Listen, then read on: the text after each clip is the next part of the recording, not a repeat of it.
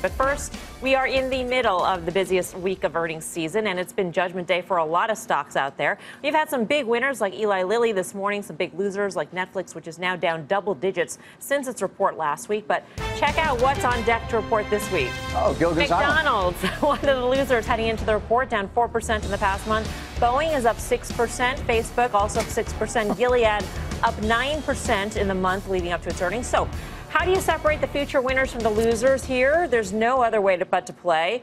Trade it or fade it. No other way at all. No other way. We have no choices. The only way. Play Gilligan's Island music, and you've got it. Guy is probably the best, the most adept at playing this game, so we're going to kick it off with Guy. Facebook is reporting earnings tomorrow.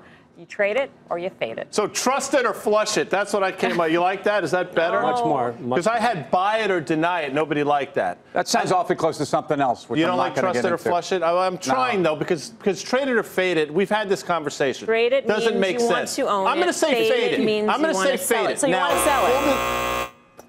Full disclosure, when this whole Cambridge Analytica thing came out, I thought this stock was going to be mired at 145 for a long time. David Seaburg, to my right, said, no, not so fast. It's going higher. Stock has rallied 48% since then. Wow. That's a pretty ridiculous move. Now, if you're asking me what's going to happen, I think it's going to continue to rally into earnings. I think they'll post a good number. It's rallied 48% since when? And since the Cambridge, it was a $145 stock when that thing went down. But it never and now should have it's gone down. $215. Well, we can argue.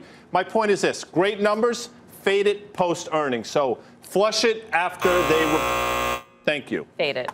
Fade it. Well, I like it. I mean, I think the stock's great. Look, I mean, I know that the stock's had a big move from the bottom off when the Cambridge Analytica stuff came out. But ultimately, our ad buyers sort of, surveys that we do show and suggest that buyers have not absolutely faded from the platform. As a matter of fact, they're going to spend a lot more on the platform next year than they anticipated through the end of this year. So I would buy it here. I think it's Look, I mean, the platform, if Facebook subscribers or users are still into using the centralized platform. Look, Facebook's cheap for a reason, and I would point out that even before Cambridge Analytica, Facebook was underperforming the internet space and certainly underperforming some of their peers. I actually think that Facebook, to me, at this point, is a stock that's run way too far and is not pricing in any risk. I would absolutely trade it. No, fade it. You would fade it. Like I said. No, that's the wrong one. You would sell it. All right, so look, let's be clear here. Okay, thank you. I just want to point something out. We've been stuck on Gilligan's Island now for a long time, and I'm a little confused. You should put your glasses on. So Are you Gilligan? So I'm trading it. No,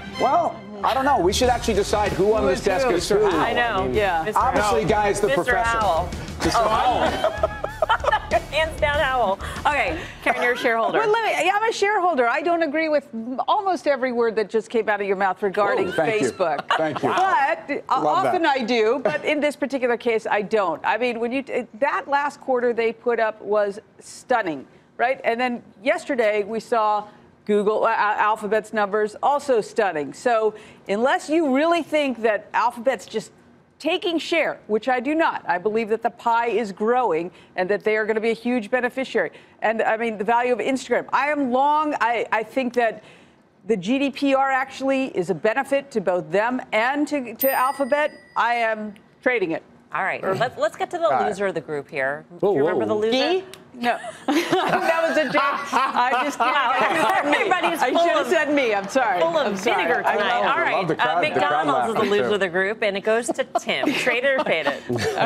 I trade it, and I look at what's going on in the fast food space. I think there are headwinds in the form of higher labor costs, possibly some input costs, but I think this is a global company that's reinventing itself again, fresh beef, et cetera. I'm not too worried about the recent food scare. I think Steve Easterbrook has both reinvigorated the brand, and I think globally what we've seen is extraordinary, but really the strength is in the U.S. market. Same-store sales are back. The skipper is not going hungry at McDonald's.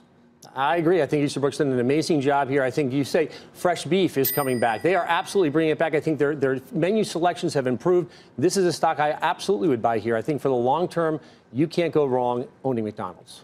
I agree, but it's not. I'm not going to McDonald's. I'm going for the cheeseburgers. Fresh beef, no fresh beef. I don't care. Fresh or frozen, you're eating the cheeseburgers. I'm eating McDonald's. And then Chase better frozen, by the way. And the stock has basically been basing at 160 now since February-ish. So I think it's ready to take the next leg higher. So if I'm playing this game, which clearly we are, I'm buying it. I'm not denying it. You're buying it. You're buying it. He's You're trading using these games. It's as if we had a buy it stand. Trade it. Trade it. But we have a traded stamp. Yeah, it doesn't make sense. Oh, he got it right. I saw the green. Boeing is the next one, up 6% in the past month. Karen, what do you say about Boeing, which had been, I mean, we're playing another game with Boeing. Is it a trade tariff stock or not? Okay. That's not the game. That's not this game. No, not it's getting very confusing. It's still traded or faded. All right, just let me ask one more question about the game. If I were to say fade it, that's not short it. That's just not long it, right? Yes. Okay, so I would fade it. I wouldn't be short Boeing. However, I mean, I think, it's a fantastic company. They seem to be hitting on all cylinders. To me, it comes to valuation. Plus, I think they do have some tariff risk here. I really do. I think if also you look at how their end customers trade, very cyclically. The stocks trade very cyclically. This stock used to be a cyclical stock. The PE multiple would move all over. Now the PE multiple has gone one way for 4 years. It's in the mid to high 20s. That's too expensive for me for what I still believe the cyclical conditions of this business exist. They're just not evident right now. All right, Tim. See, I almost disagree with everything out of Karen's mouth. Okay. I mean, no, I'm kidding. I do disagree with the fact that I don't think this stock is necessarily as exposed to the trade front. In fact, I think you could wipe out the Chinese portion of their book, and this is about 3% of their overall valuation. Ridiculously cash flow positive, and that's really what's been going on with this company. I also look at the length of the cycle on an airline order, and there's two players in town, they and Airbus. Who's the better player? It's Boeing. I trade it. Yeah, I agree. I trade it here. I think that's a free cash flow story here. I think the China impact is really just way overblown. I think it's overblown because China just can't cancel any orders that they have in the pipeline with Boeing and go to Airbus because there's a 9+ year backlog at Airbus. So they're kind of locked into Boeing. I don't think the trade, sort of fight here or argument is a reason not to buy this stock. I would be a buyer. Can I ask a question before I tell you my answer? Did it ever strike you, Mel, as odd that Thurston and Mrs. and Lovey had like every piece of luggage they ever owned for a 3-hour tour? Made in London makes. And if they're millionaires, why are they with those hacks? And why are they going on that? That's the big question. boat? Why are they on such a small boat with a lot of other people? With 5 other people. I agree. Hold on, it's not with 5 other people. The Gillen and the skipper were part of the crew. But Marianne and Ginger, what were they doing? They got chucked in. Look, I could see. Anyway, I could see Thurston and Mrs. Howell. I say trade this one.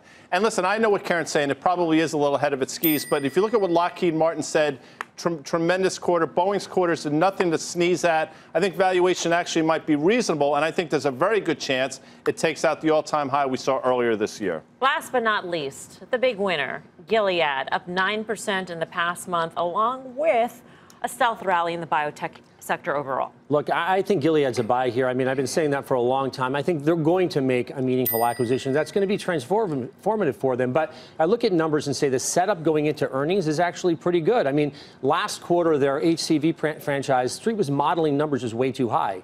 So I think all that's been de-risked, digested. Actually, I'm shocked the stock wasn't up more today. When you look at GlaxoSmithKline had data on their HIV franchise that was a little disappointing. That should have given Gilead a boost. So I think the valuation is cheap. This is a name you got to buy here. Yeah, I say fade. I say fade. Not that I don't like it, but every time, the last couple of quarters, every time this company opens their mouth, the stock goes down 8%. What's going to change this quarter? You're right. I mean, they're going to make another acquisition, and maybe you'll get a bounce, but it ain't going to happen when they report. And I think there's a very good chance, based on the fact the stock's going from 65 to 77, we're going to see a fade move. So I say fade it there, Melms. Chairwoman. I'm with David. I think which would be trade it, I guess. I think, it's gone up with the group, but also I do think their specific expectations are not so high. The bar's sort of low here, even though the stock has moved.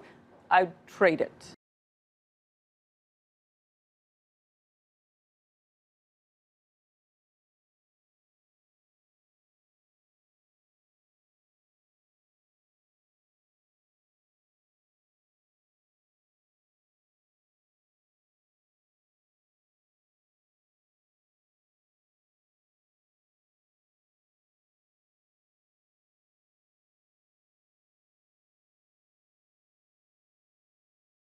Hey there, thanks for checking out CNBC on YouTube. Be sure to subscribe to stay up to date on all of the day's biggest stories. You can also click on any of the videos around me to watch the latest from CNBC. Thanks for watching.